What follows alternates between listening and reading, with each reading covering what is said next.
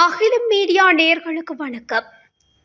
இருளில் மூழ்கும் அமெரிக்கா, டிரம்பின் முடிவால் கனடா எடுக்கப் போகும் அதிரடி முடிவு. கனடா மீதான இறக்குமதி வரிகளை அமெரிக்கா உயர்த்தினால் அவர்களுக்கு வழங்கும் எரிசக்தி விநியோகத்தை துண்டிப்போம் என கனடா அச்சுறுத்தியுள்ளது. கனடா நாட்டின் மீதான இறக்குமதி வரிகளை 25% அதிகரித்து அமெரிக்க ஜனாதிபதி டிரம்ப் உத்தரவிட்டுள்ளார். இது வரும் பிப்ரவரி 1 முதல் நடைமுறைக்கு வரும் என்றும் அவர் தெரிவித்துள்ளார்.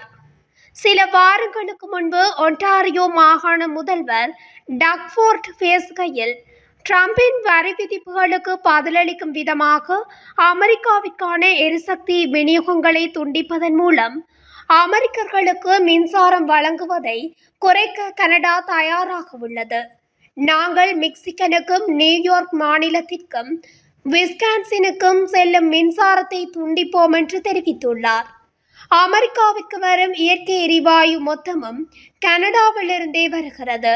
மேலும் அமெரிக்காவின் முக்கிய மின்சார விநியோகமும் கனடாவிலிருந்தே கிடைக்கிறது. கடந்த 2023ஆம் ஆண்டு ஒன்டாரியோ மாகாணத்தில் 15 லட்சம் அமெரிக்க வீடுகளுக்கு கனடா நேரடியாக மின்சாரம் வழங்கியது. மேலும் மிச்சிகன், மினசோட்டா, நியூயார்க் மாகாணங்களுக்கும் மின்சாரம் வழங்குவதில் கனடா முக்கிய பங்கு வகிக்கிறது.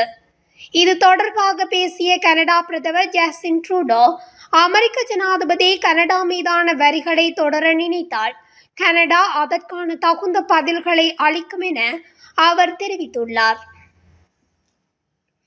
இதுபோன்ற செய்திகளை உடனுக்குடன் தெரிந்து கொள்ள அகிலம் மீடியா ஊடகத்துடன் இணைந்திருங்கள்.